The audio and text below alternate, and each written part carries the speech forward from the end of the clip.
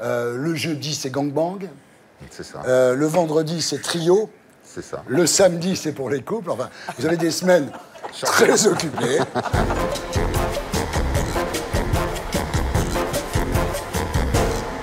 Alors, Lisa et Vincent, bonsoir. Lisa, vous êtes juriste. Vincent, vous êtes pharmacien. Vous êtes marié depuis plus de 15 ans. Vous avez 4 enfants et vous êtes candoliste. Oui. Alors, qu'est-ce que le candolisme? C'est une pratique sexuelle étonnante dans laquelle la femme couche avec ses amants devant son mari qui y prend du plaisir, bien entendu.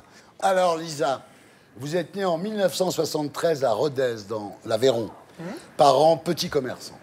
Vincent, vous êtes né en 1970 à Albi, dans le Tarn, père médecin, mère pharmacienne. Vincent, vous découvrez le sexe vers l'âge de 13 ans, en 4e, touche pipi avec une copine, hein, un peu comme tout le monde finalement. Et puis, vous découvrez le magazine Union. Oui. Et là, vous voyez qu'il existe différentes formes de sexualité et que le sexe n'est pas seulement reproductif. C'est ça. C'est comme ça que ça s'est passé au départ. Alors, évidemment, à l'époque, il n'y a pas Internet. Dans les familles, on ne parle pas beaucoup de sexualité. Mais grâce à Union, vous commencez quand même à fantasmer un peu, on peut dire. Voilà. Lisa, vous découvrez le sexe avec le porno de Canal. Bravo, Canal. Donc, vous fantasmez beaucoup. Mais vos premières expériences sexuelles ne sont pas top. Vous le faites parce qu'il faut le faire, parce que vos copines le font. Mais enfin, c'est pas non plus fantastique. Voilà. Alors, Vincent, après le lycée, vous êtes très amoureux d'une fille, et cette fille vous trompe. Oui. Et là, la jalousie va vous faire très mal, mais au lieu de vous venger, vous avez une réaction, somme toute, très sage. Vous vous dites, je me promets de ne plus jamais revivre ça. Vous dites, Vincent, la jalousie est un cancer. Oui, un cancer émotionnel pour moi. Ouais. Parce que ça limite. On est dans zéro limite, et ça limite. Ça limite l'émotion, ça limite le partage, ça limite la complicité. Ouais. Et puis c'est très centré sur soi. Ça fait mal. Ça fait mal. Très mal. C'est douloureux. Alors voilà, Vincent, après l'armée, vous faites connaissance de votre première femme, donc qui n'est pas Lisa. En novembre 1991, vous découvrez dans VSD un article sur le milieu libertin. Et vous décidez d'aller tous les deux avec votre femme de l'époque, donc dans un club près de chez vous. Et sur place, vous découvrez, il faut dire la vérité, un monde qui vous fascine. Hein. Oui, différent. Différent de ce qu'on pouvait imaginer ou de ce qu'on vivait au quotidien. Un monde où les femmes prennent du plaisir, mais avec les hommes qu'elles choisissent. Contrairement au fantasme des gens sur ce genre d'endroit, il y a beaucoup de respect, plus que dans le métro, je dirais presque. Très, très respectueux. Oui, non, mais en plus, ça fait longtemps qu'on n'est pas allé dans le métro. Tu vas dans le métro, tu vas voir. Tu vas voir. Très, très respectueux et la femme a une entière liberté. En fait, votre vie de couple donc avec cette femme s'organise autour du libertinage. Le jeudi, c'est gangbang. C'est ça. Le vendredi, c'est trio. C'est ça. Le samedi, c'est pour les couples. Enfin, vous avez des semaines très occupées, des semaines qui se passent très, très bien. Des fois, vous recevez les gens que vous rencontrez dans ces clubs à la maison. Enfin, tout se passe très, très bien. Et vous partez sur ces bases avec cette femme, vous vous mariez, et c'est le patron du club en question, d'ailleurs, qui est votre témoin de mariage. Voilà. Alors, Lisa, vous, pendant ce temps-là, vous multipliez les aventures, les expériences, vous goûtez au trio. Hein. Un petit peu. Voilà, bon, avec 2 hommes, bon, voilà. Et vous, Vincent, après 7 ans de libertinage, votre mariage vole en éclats. C'est ça. Un jour, votre femme vous dit « Je n'ai plus envie de faire l'amour avec toi ». Oui. Voilà. On dirait une chanson. C'était, une drôle de musique. Drôle de musique, effectivement. Mais mais il a fallu assumer, donc faire face. Alors là, vous réalisez à ce moment-là que l'échangisme est compliqué à vivre, en fait, parce qu'il y a beaucoup de paramètres, 4 personnes, il faut que les garçons s'entendent, que les filles s'entendent, enfin, c'est compliqué. C'est plus facile à 3, en fait, exactement. Ça c'est sûr. Oui. Bon. Bah oui. Et là, vous vous rendez compte que voir votre femme, enfin celle de l'époque, prendre du plaisir avec un autre homme vous procure, à vous, du plaisir. Ben oui, le premier organe sexuel, pour moi, c'est la tête. Ouais. Et puis, il n'y a pas de limite dans la tête. Et ça permet aussi de s'approprier le plaisir de l'autre, de le partager, de construire des complicités. En fait, vous étiez à l'époque candoliste sans le savoir. Voilà. Sans le savoir. Vous êtes vraiment zéro limite, quand même.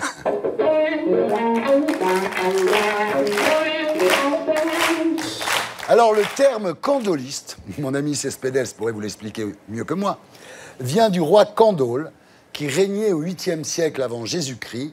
Et ce roi Candole, il adorait voir sa femme se faire posséder par les soldats de son armée. Donc c'est pour ça que on continue aujourd'hui à appeler ça candolisme. Voilà. Ça vous donne des idées, hein? La tribune ouest se réchauffe, là. Là-bas, ils sont un peu plus chaud ce soir à la maison. Je m'excuse, Vincent, mais...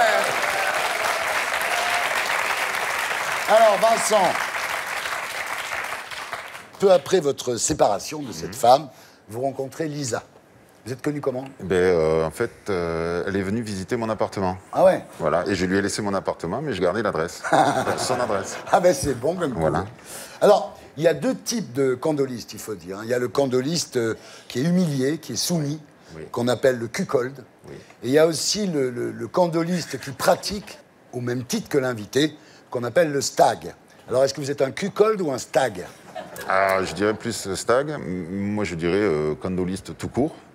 Parce que cuckold, il y a une notion d'humiliation, de SM, il y a cette connotation qui peut paraître pour certains péjorative, mais après, au fur et à mesure des expériences, on se découvre.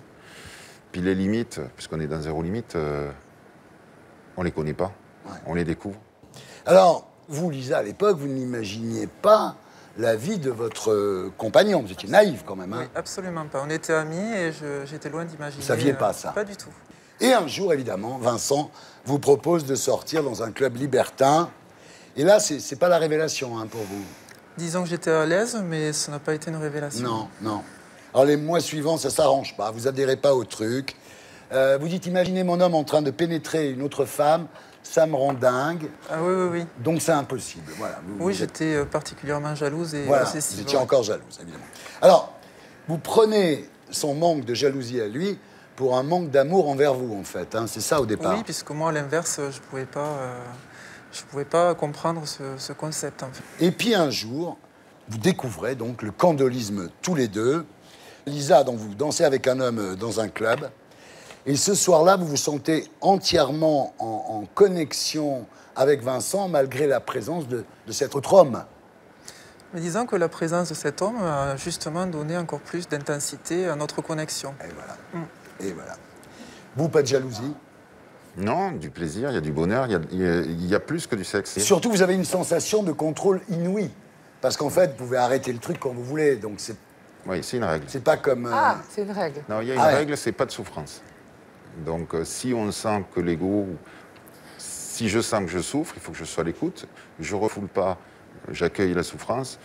Mais Lisa est là pour veiller au grain, parce qu'on se connaît bien. Alors Lisa, au début, vous ne comprenez pas. Et puis finalement, ça vous plaît.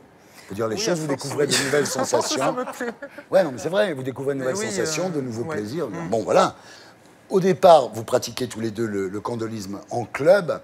Et puis bientôt, vous partez dans des scénarios. Hein. Alors par exemple... Lisa fait l'amour avec un homme, pas chez vous, mais elle a laissé son téléphone branché sur la table de nuit et vous écoutez, quoi. Oui, on peut jouer avec tous les sens. Aujourd'hui, on a plein d'outils. On peut jouer avec l'audition, avec la vue.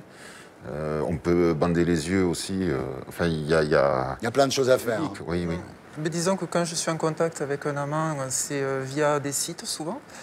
Et c'est vrai que c'est dans l'échange que le fantasme peut se mettre en place et en fonction des affinités, on met en place un scénario.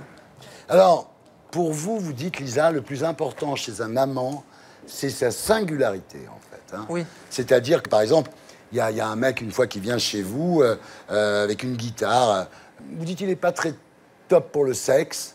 Mais par contre, il est resté 3 jours à la maison parce qu'il était sympa. En fait, l'amitié a pris le dessus et il est resté dormir une nuit, 2 nuits, et puis finalement, il a fait de la guitare. Les enfants étaient là, enfin, c'était très amical en fin de compte. Il y a le clown aussi. Oui, en fait. Il y a un clown qui vient. Il y a un clown qui vient pour faire un spectacle. C'était pas un clown avec un nez rouge et une perruque, non. C'était un artiste de rue, un bel homme, voilà, de 28 ans. Voilà, il vient et puis finalement il fait le spectacle pour les enfants. Ouais. Après vous dormez tous les trois, enfin vous dormez pas vraiment. Alors les enfants sont quand même, pour la précision, à l'autre bout de l'opposé de la maison. C'est-à-dire qu'ils n'ont aucune notion de... Ils sont vraiment pas à côté de notre... Et voilà. Et de nos pratiques aussi d'ailleurs. Bien sûr. En fait, vous êtes très satisfait de votre vie sexuelle parce que vous dites, Vincent, c'est comme une baguette magique qui relance le désir, en fait. Oui, il suffit juste d'imaginer. Oui. Et de construire une complicité, puis après, on peut tout imaginer, si on se fait que du bien. Alors, Vincent, vous dites quand même que le candolisme est une drogue dure. Vous dites, quand on redescend, le reste a l'air fade, quand même. Hein. J'ai jamais eu de sexualité conventionnelle. Ouais. Une relation sans imagination et sans passage à l'acte, j'ai du mal à le concevoir. J'ai dépassé les limites, aisément, facilement. Ouais, je dépasse les limites, sans un problème éthique. Alors, quel est le truc le plus zéro limite que vous ayez fait dans votre vie, Vincent? La nuit de noces, on l'a passée avec un complice, quand on s'est marié.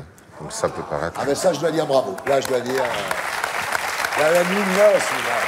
Alors voilà, donc vous avez un site qui s'appelle candolisme.com, où tout le monde va être dans 5 minutes, je pense. Sur ce site, on voit en fait que c'est pas une chose récente. Il y a par exemple un tableau de Louis d'Orléans qui montre sa maîtresse. Alors ça, c'est au 19e siècle, évidemment. Oui. C'est intéressant, c'est évidemment quelque chose qui remonte au 8e siècle avant Jésus-Christ, mais qui a continué à travers tous les siècles jusqu'à aujourd'hui, quoi. Qui était caché, en fait, voilà. Masqué, mais ça se qui était masqué. Oui, oui, comme nous. Comme vous ce soir. Voilà, exactement. Bientôt, j'espère que nous pourrons parler du candolisme à la télévision sans masque. Et pour vivre heureux, vivons cachés. C'est un peu ce que j'ai. Ou couché, oui. J'aime beaucoup ce qu'a dit Vincent sur la tête. No limites dans le cerveau. No limites. Et alors, mon cher ami, pensez-vous qu'il y a un philosophe du candolisme? Ah non, les philosophes, en général, ils sont pas trop versés hein, dans le sexe. Non, on a un philosophe quand même qui existe, français, début du 19e, c'est Charles Fourier.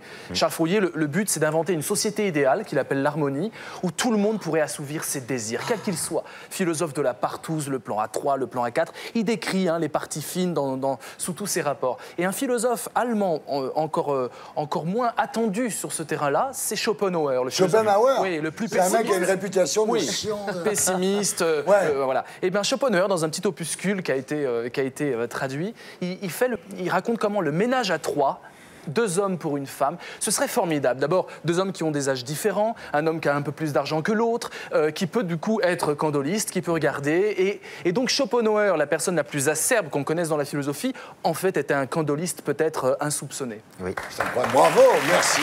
Et pour être sûr de ne rien rater de Inarditube, abonnez-vous et mettez un pouce bleu.